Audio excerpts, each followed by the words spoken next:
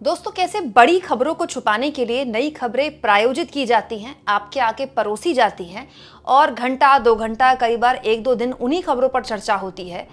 ये एक बार फिर साबित हो गया। आपको याद होगा 3-4 महीने पहले संसद का सत्र था और संसद के सत्र में उपराष्ट्रपति जगदीप धनखड़ ने एक जानकारी देकर हर किसी को हैरान कर दिया कि राज्यसभा की एक चेयर से कुछ कैश मिला है। ये कैश 50,000 रुपये था और बाद में पता चला कि ये चेयर कांग्रेस पार्टी के सांसद अभिषेक मनु सिंघवी की चेयर थी।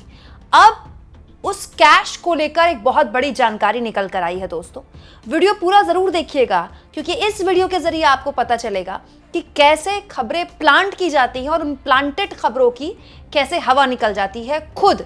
और साथ साथ में आपको ये भी पता चलेगा दोस्तों कि संसद की सुरक्षा क्या वाकई भगवान भरोसे चल रही है।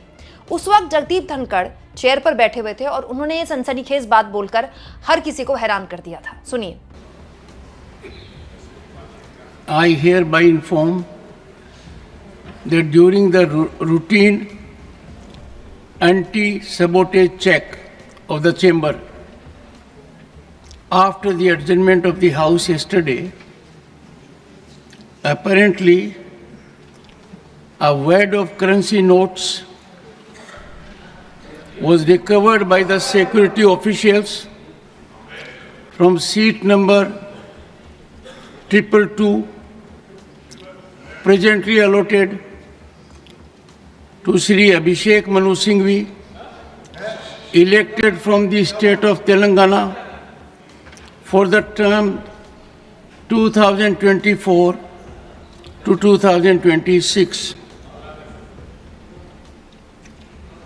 The matter was brought to my notice and I felt it expedient as per practice and ordainment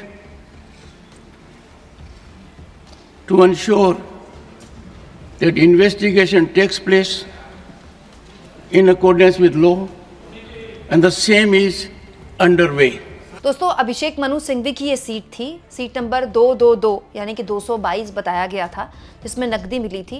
दोस्तों, ये मामला संसद में काफ़ी उठ गया। उसके बाद बीजेपी वालों ने इस पर हंगामा शुरू कर दिया कि ये तो हमेशा से जो कांग्रेस पार्टी के सांसद हैं, ये तो इनका तो पैसे से खास लगाव है। इस तरह की बातें कांग्रेस पार्टी के सांसदों के लिए होने लगी। अभिषेक मनु सिंघवी भी सामने आ गए। अभिषेक मनु सिंघवी ने बाकायदा वीडियो संदेश शेयर करके उस वक्त कहा था कि वो तो थोड़ी देर के लिए आए संसद अपनी सीट में बैठे, उसके बाद वो कैंटीन में बैठे, उसके बाद वो चले गए। अभिषेक मनु सिंघवी ने उस वक्त इस घटना पर कहा था, अगर ये सुरक्षा चूक ना होती तो ये मजाकिया लग सकता था। क्या अब हमें अपनी सीटों को तारों से घेराबंदी करनी होगी या शीशे का बाड़ा बनवाना होगा ताकि कोई भी सीट पर कुछ भी ना रख सके।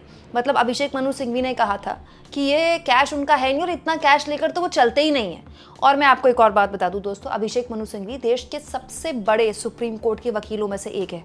तो अभिषेक मनु सिंघवी की सीट से 50,000 रुपये मिलना एक्चुअली में उनकी बेइज्जती है, क्योंकि अभिषेक मनु सिंघवी एक बार हेयरिंग के लिए सुप्रीम कोर्ट में किसी भी अपने क्लाइंट के लिए खड़े होने के लिए लाखों रुपए लेते हैं।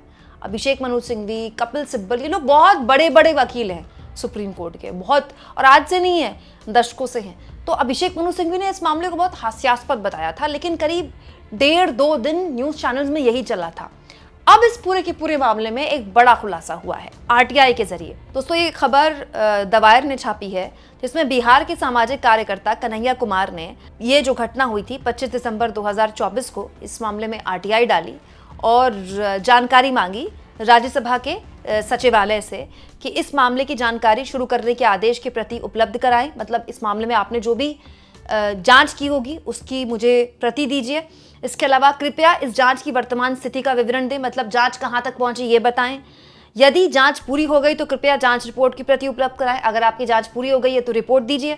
इसके अलावा कृपया जांच दल द्वारा उपयोग की गई सीसीटीवी फुटेज की प्रति भी प्रदान करें। मतलब जांच हुई होगी तो कोई फुटेज आया होगा ना, क्योंकि पूरी की पूरी संसद तो कैमरों से लैस है, हर जगह कैमरे ही कैमरे हैं। और दोस्तों, दशकों पहले जब हमारी संसद पर आतंकी हमला हुआ था, उसके बाद से तो संसद की सुरक्षा और बहुत तगड़ी कर दी गई है। तो संसद में परिंदा पर नहीं मार सकता, इतने कैमरेज है। तो वो कैमरे की फुटेज भी मांगी गई थी। लेकिन इस आरटीआई का जवाब जो मिला है दोस्तों, आरटीआई कार्यकर्ता को अब वो सुनिए।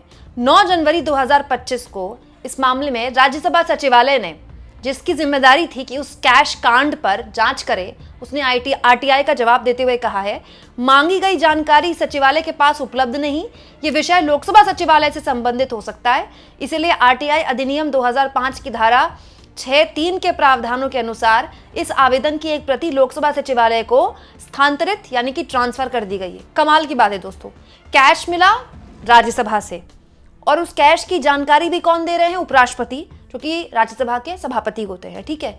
और जानकारी क्या दी जा रही है आरटीआई के द्वारा? आरटीआई के सवाल का कि हमारे पास तो कोई जानकारी नहीं है, राज्यसभा सचिवालय के पास जानकारी नहीं है, और राज्यसभा सचिवालय ने ये जानकारी, ये जो सवाल है, ये लोकसभा सचिवालय ट्रांसफर कर दिया।